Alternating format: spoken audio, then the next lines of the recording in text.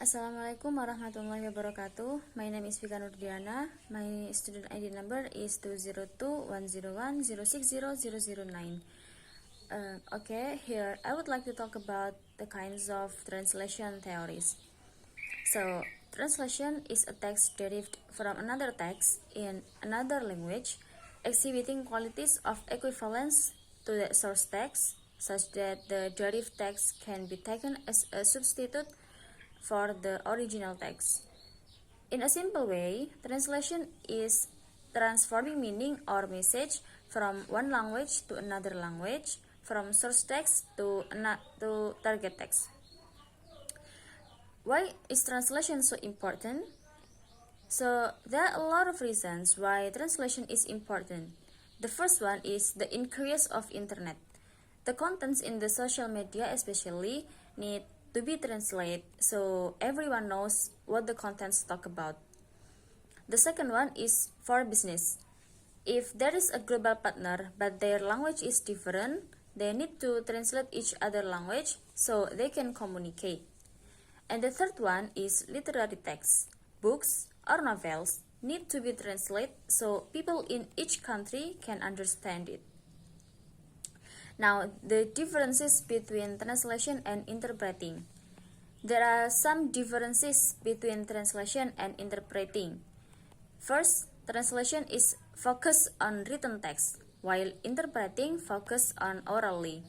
Second, translation or translator has a lot of time to translate, but interpreting or interpreter don't have a lot of time because they translate directly on the spot. Third, translation must be good at writing skill, and interpreting must be good in listening and speaking skills. The next is translation theory according to translation experts. Number 1, Catford theory.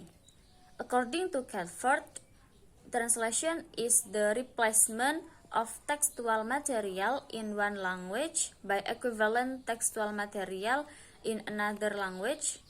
So, translators have to look for the most relevant words, phrases, sentences, or grammatical structure that can replace the source text so the target readers can understand. Number 2, Newmark theory. According to Newmark, translation is rendering the meaning of a text into another language in the way that the author intended the text. It means a translator have to translate a text according to the author's intention in the source text must be understood by the target readers. So translator is a bridge connecting the author with the target readers. Number 3, Nida and Tabor theory. According to Nida and Tabor, translation is a rewriting of the message contained in the source language into the target language to find similarities. So it's like transfer of meaning, message, and style from one source language text to the target language text. Nida and Tabor also set theories in many aspects. Number 4, Mildred L. Larson theory. Mildred states that translation is basically a change of form. These forms are referred to as the surface structure of a language. Translators should translate a text by transferring the semantic meaning of the source text into the target text. Even though the form of the source text changes, the meaning of the text is still the same. Number 5, Breslin theory. According to Breslin, translation is a strategy of transferring thoughts and ideas from one language into another language. Either it is written or orally. And number 5, Wills theory. According to Wills, translation is a cognitive activity and a transfer process which aims at the transformation of a written source text into an optimally equivalent target language text.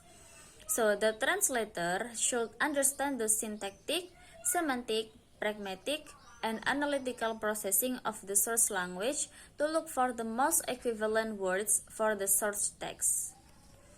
That's all translation theory according to translation experts. And now move to the kinds of translation. Roman Jakobson divided translation into three: intralingual translation, interlingual translation, and intersemiotic translation. Intralingual translation is transforming meaning or message according to translator's interpretation in the same language. Interlingual translation is transforming the source text message into the target language text in different language. And the last, intersemiotic translation is interprets a text into another sign or system. For example, novels to movie. If Roman Jakobson divided translation into three, now Savory divided the kinds of translation into four. The first is perfect translation. It is a translation that we often see in the public area, like no smoking. And the second is adequate translation. This translation is made for readers who aim to get the general information of the text for fun readings.